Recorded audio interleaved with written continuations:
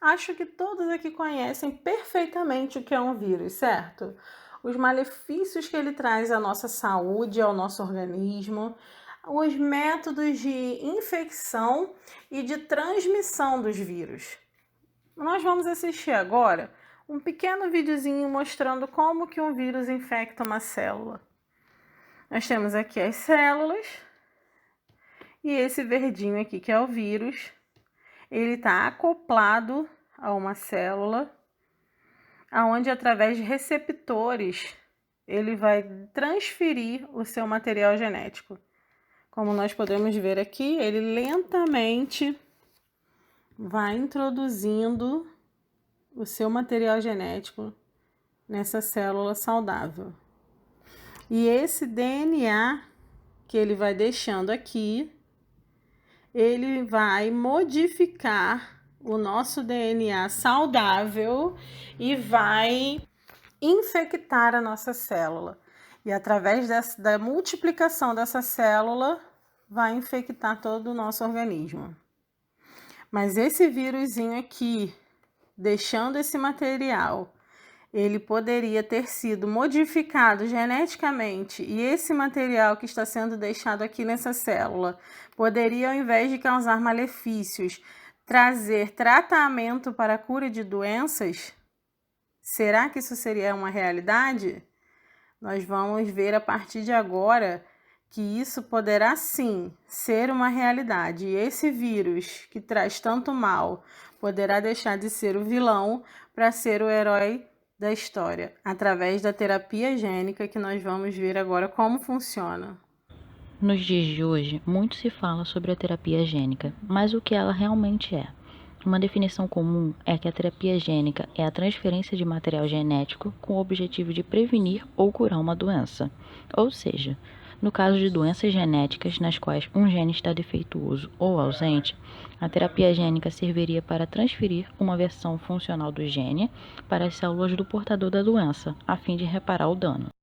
E como funciona? Os pesquisadores escolhem vírus para atuarem como vetores, que podem ser, por exemplo, o herpes vírus.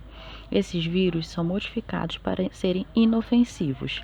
Depois, o gene terapêutico é incorporado ao vírus e, em seguida, é introduzido na célula. Há duas formas de realizar a inoculação no paciente, podendo ser de forma direta, através de injeção, ou incorporação em cultura de células próprias do indivíduo e depois transfusionadas no paciente. O que são lipossomas? Lipossomas são vesículas esféricas de bicamada lipídicas. Os vetores nanoestruturados é um modelo não viral, sendo outra forma de introduzir o DNA em células. Este método é obtido por técnicas avançadas de nanotecnologia. A figura usa como exemplo um imunolipossoma para transdução gênica cerebral. Como a parede dos vasos sanguíneos cerebrais é muito resistente à penetração de fármacos, incluindo DNA, provenientes do sangue, o vetor é composto de uma vesícula formada por lipídios, que contém no seu interior o DNA com o gene terapêutico. Na superfície da vesícula são inseridos anticorpos contra o receptor de transferina, que reconhece esse receptor na superfície de células da parede dos vasos sanguíneos cerebrais e de neurônios. Assim, quando o vetor é injetado na circulação, ele adere fortemente à parede de vasos sanguíneos cerebrais, o que facilita sua penetração nos tecidos cerebrais e, consequentemente, a introdução do gene terapêutico nos neurônios. Doenças monogênicas. No caso, a doença hemofílica é uma doença que compromete a coagulação sanguínea, pois o indivíduo não apresenta nem o fator 8 e o fator 9. Na terapia gênica, se introduz um respectivo gene sadio, que apresente fator 8 e fator 9, dependendo do tipo da hemofilia, nas células do paciente, para que essas possam produzir a proteína necessária. A célula do paciente já produzindo o fator 9 e o fator 8, ok. Então agora a preocupação é que o organismo volte a produzir a proteína em quantidade suficiente para restabelecer a saúde do paciente ao longo do prazo da vida. No caso, essa é a ideia. Nesse gráfico, nós podemos observar um resultado do ensaio clínico realizado com o emprego do vetor derivado de vírus adenossuciado contendo o gene codificante do fator 9. Mas primeiro, eu quero falar sobre um ensaio pré-clínico feito em camundongos e cães, que teve um resultado positivo por demonstrar a recuperação de longo prazo da atividade procoagulante mediada por fator 9 introduzido por terapia gênica experimental. E isso motivou um grupo de estudantes a fazer 2 estudos de fase 1 e 2, com a aplicação desse mesmo vetor derivado do vírus adenossuciado RAV, contendo o gene codificado do fator de coagulação 9 em paciente de hemofilia B. Pôde-se observar que nenhum dos 2 pacientes teve efeitos adversos. Assim, no gráfico nós podemos observar agora, sendo do lado esquerdo a atividade do fator 9, do lado direito as enzimas hepáticas e na base dele as semanas terapêuticas, do estudo. Assim, os resultados indicam o potencial de eficácia do tratamento, pois um paciente que recebeu uma dose elevada do RAV por infusão hepática apresentou entre 2 e 5 semanas após o tratamento, onde podemos ver esse resultado na linha vermelha, no primeiro bolinha vermelha, que apresentou os níveis terapêuticos de fator 9, circulante. Logo aqui em cima, na primeira bolinha, 10% da atividade normal, e isso é positivo, que é suficiente para sustentar a capacidade de coagulação sanguínea. Só que, entretanto, o efeito terapêutico foi transitório, onde podemos observar o decaimento nessa linha vermelha do tratamento, desaparecendo 6 semanas após o tratamento, e onde podemos observar, na linha azul e verde, o acompanhamento de aumento temporário e assintomático de níveis das transaminase, que no caso só demonstrou que o paciente do mesmo estudo indicou efeitos terapêuticos que foram abolidos por degeneração das células do fígado, nos quais foi introduzido o vetor causado por uma resposta imune contra proteínas do vetor. Ou seja, teve uma resposta contra aquela proteína. Nisso, fez com que parasse o estudo.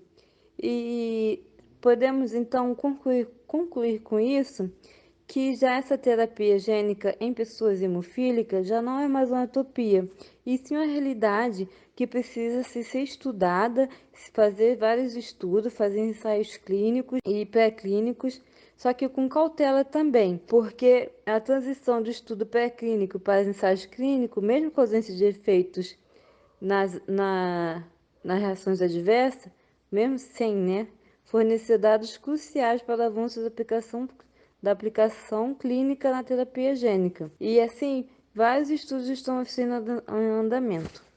Então, por isso que precisamos cada vez mais que deixe de ser uma utopia, e sim uma realidade.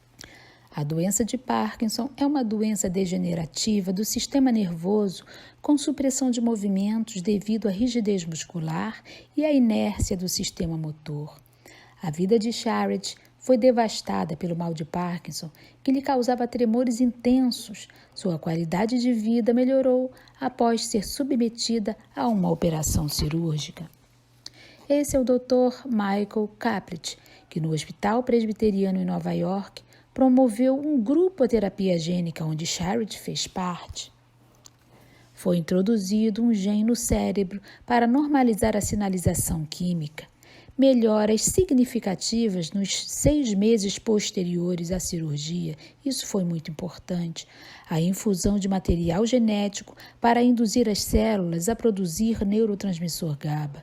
Fizeram uma pequena perfuração no crânio, passaram um tubo bem fininho pelo cérebro e injetaram uma solução com o gene GABA.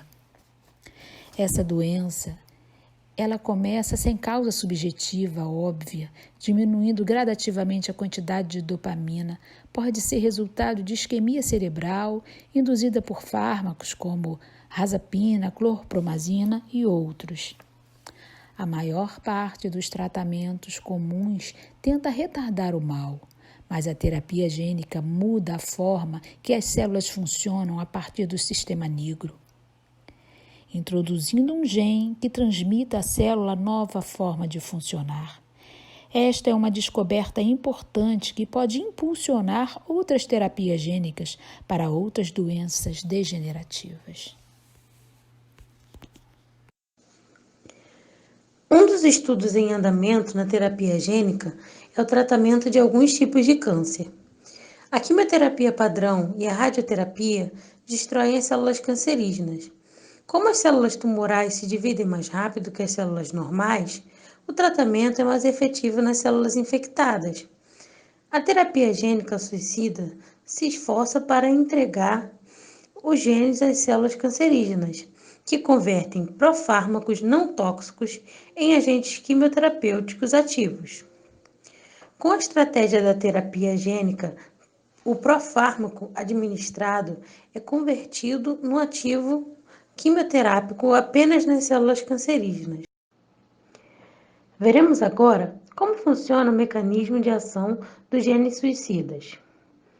O procedimento apelidado de técnica de genes suicidas consiste em introduzir nas células tumorais um gene que não existe no genoma humano e codifica a enzima timidina sinase, proveniente do genoma do herpes vírus. A presença dessa enzima em uma célula humana mata a célula na presença de uma droga chamada ganciclovir, pois a timidina sinase transforma o ganciclovir em uma toxina. A toxina, por sua vez, só afeta células que se multiplicam. Vários vetores, incluindo lipossomos, retrovírus, adenovírus, têm sido usados para transferir esses genes para células tumorais. Essas estratégias têm sido eficazes em experimentos animais em laboratórios e em alguns ensaios clínicos iniciais. Tendo resultados positivos, essa técnica melhorará a utilidade clínica da terapia gênica suicida. Dentre as centenas de ensaios clínicos da terapia gênica já encerrados, a maioria destinou-se a testar a segurança do procedimento. Em certos casos, a identificação precoce de efeitos adversos durante o estudo foi suficiente para encerrar imediatamente o teste, evitando riscos de agravamento. Mas, em muitos casos, o procedimento empregado foi considerado seguro, quando muito com os efeitos adversos ocasionais discretos e toleráveis. A possibilidade de cura ou melhora da doença dá esperança a milhares de pessoas com uma série de doenças diferentes através da terapia gênica.